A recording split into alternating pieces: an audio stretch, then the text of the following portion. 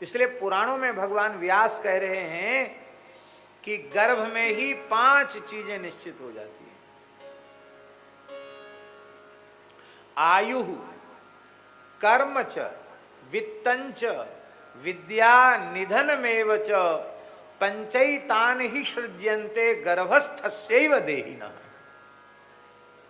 कितनी आयु होगी?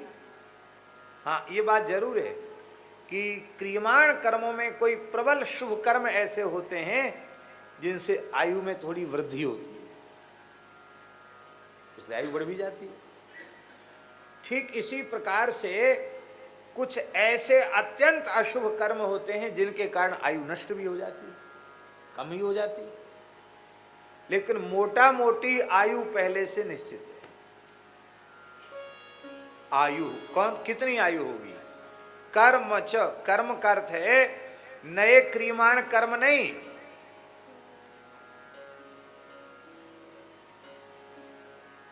प्रारब्ध के संस्कारों के अनुरूप कौन कौन से काम हमारे जीवन में होंगे, वो हमारे देहेंद्रियादि के सन्निकर्ष से होने वाले काम।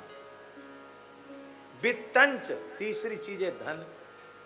धन भी प्रारब्ध से के अनुकूल ही प्राप्त होता है।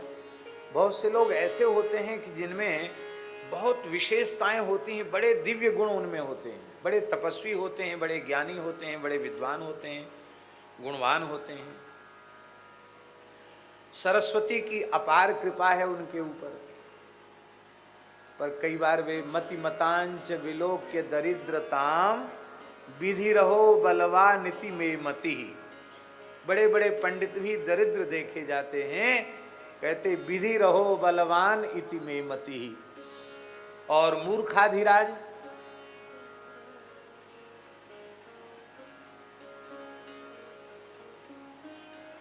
सूरदास जी ने कहा ना, मूर्ख राज करत हैं पंडित फिरत भिखारी, उधो कर्मन की गति निहारी।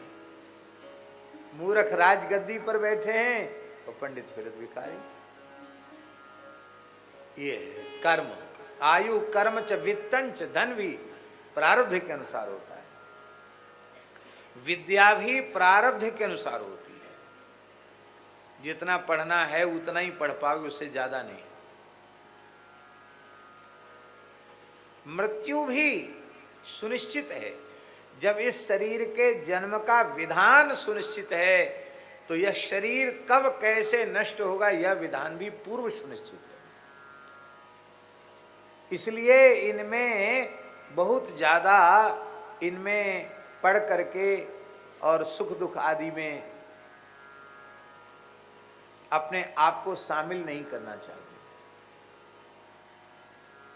और एक विशेष बात है ठाकुर जी, वो विशेष बात ये है कि भगवान के चरणों के जो अनन्य भाव से शरणागत भक्त हैं, उन शरणागत भक्तों की प्रारब्ध की जो रील है, उस रील का जो रिमोट कंट्रोल है वो ठाकुर जी के हाथ में रहता है।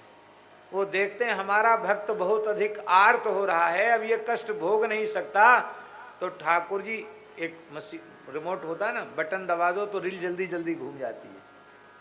तो भगवान उसके प्रारब्ध की रील जल्दी घुमा देते हैं।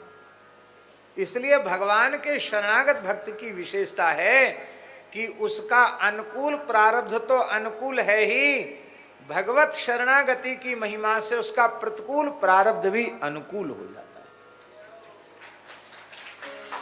इसलिए भगवान के आश्रित, भैया ताली वाली मत बजाओ, भगवान के आश्रित रहना चाहिए।